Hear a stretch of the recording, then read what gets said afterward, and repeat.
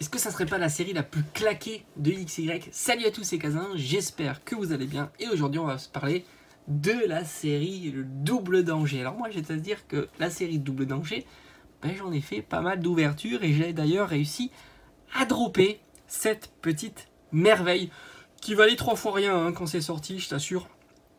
On était à l'époque où les cartes valaient 3 fois rien, c'était assez clair. Alors Double Danger, c'est une série qui est sortie tout simplement en 2015, on va dire milieu fin d'année 2015, entre la série XY Primo Choc et la série XY Ciel Rugissant. Alors est-ce que c'est la série la plus daubée du bloc XY? C'est fort possible si tu exclus XY Bienvenue à Kalos, hein, tout simplement. Et après, bon, il y a 2 cartes premium dans cette série-là, quand même, qui sauvent cette série. Mais sinon, bah, c'est pas exceptionnel. Il y a 34 cartes, c'est tout. 34 cartes. Oui, autant te dire que c'est vraiment pas beaucoup. Alors maintenant, si tu les compares à d'autres blocs, hein, noir et blanc, franchement, c'est aussi dégueulasse. Hein. Je t'invite à regarder un petit peu noir et blanc. C'est pas foufou non plus. Les débuts sont plutôt très très douloureux. On va se repositionner sur Double Danger, donc sorti en 2015, et pour moi c'est vraiment la série typique d'une série scellée. Pourquoi? Parce que quand tu vois le prix d'un booster, c'est très c'est très cher. C'est très cher, surtout que bah, quand tu vois ce qu'il y a à l'intérieur, hormis 2 cartes, le reste, ce sont des cartes que tu trouves pour pas très cher. Il y a quelques holographiques, mais c'est tout. Bah, c'est normal, hein, sur 34 cartes, bah, tu peux pas espérer avoir grand-chose dans cette série-là. On va quand même regarder. Alors un tripack, ils ont sorti que des tripacks d'ailleurs, hein. C'est fou, hein. C'est assez fou cette série-là. Ils ont sorti que des tripacks, et un tripack, lui, il est plutôt très cher. Faut compter grosso modo 200 € pour un tripack parfaitement scellé, hein, sous blister, etc., etc. Ce qui fait que le booster, lui aussi, est plutôt très cher. On est aux alentours de 70 €, hein, grosso modo. Hein. Évidemment, tout ça sont des prix qui peuvent fluctuer, tant on est sur quand même quelque chose de très particulier. Une série qui, à mon avis, n'est pas si demandée que ça, même en scellé. Ça reste une belle pièce, mais les boosters sont relativement chers. Et on va dire qu'on va cibler uniquement les collectionneurs de scellés, parce que là, évidemment, l'objectif, c'est pas d'ouvrir cet item. Autant il y a certains items qui ont un certain prix, qui ont un intérêt pas du tout négligeable à l'ouverture. Autant là, on n'y est pas. Mais j'ai envie de te dire, on n'y est pas du tout. C'est pour ça que pour moi, c'est vraiment un public 100% scellé qui va s'intéresser à Double Danger et un peu nostalgique. Moi, je suis assez nostalgique de Double Danger. Je t'avoue que j'ai fait de belles ouvertures sur Double Danger. J'ai bien aimé cette série qui était petite. En règle générale, j'aime bien les séries qui sont, on va dire, full setable assez facilement. Et cette série en fait partie. Bon, bah, c'est vrai que 34 cartes, c'est pas beaucoup. Ouais, c'est vrai que c'est pas beaucoup. Alors pour regarder un petit peu dans les cartes qu'il y a, donc il y a quelques holographies qui se détachent un petit peu, mais là encore une fois, tu en trouves beaucoup et facilement en état Near Mint, donc sortie de booster. Tu as du Kaorin, du Sharpedo, du Kaleking, mais enfin, ce sont des jolies cartes, mais rien d'exceptionnel.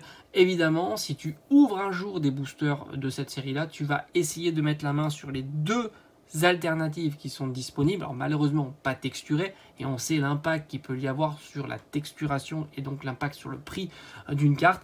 On reste sur des cartes quand même qui sont plutôt, à mon avis, recherchées et qui ont une population en état, on va dire near mint, très faible. C'est vrai que je pense que ces cartes-là ont un état near mint plutôt faible. Je ne sais pas pourquoi il y a une saleté là, je déteste ça. Je suis sûr que c'est une saleté en plus. Je suis sûr parce que... Oui, voilà. Ok.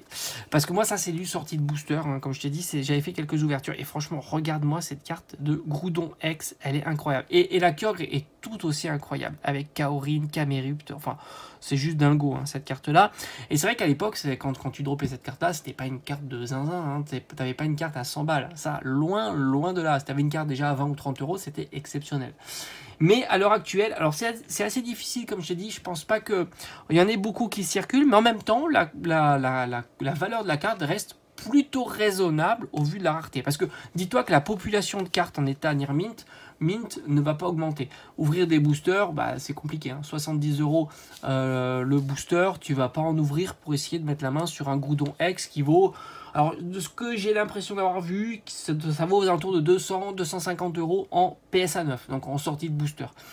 Donc, une carte max top premium qui vaut 250 euros lorsque tu vas ouvrir un booster à 70 euros. Autant te dire que je pense pas que beaucoup vont tenter le coup d'aller ouvrir un booster. Après, peut-être que le booster lourd identifie à 100% la Groudon. Allez savoir. Franchement, j'ai pas d'infos. Parce que vu qu'il n'y a pas d'autres ultras, ah oui, mais il y a peut-être les holos.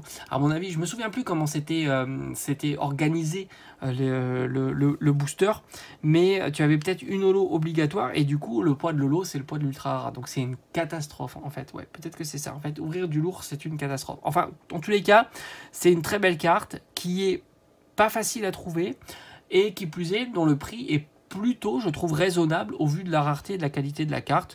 Ça reste quand même, quand je vois 34, je trouve ça hallucinant.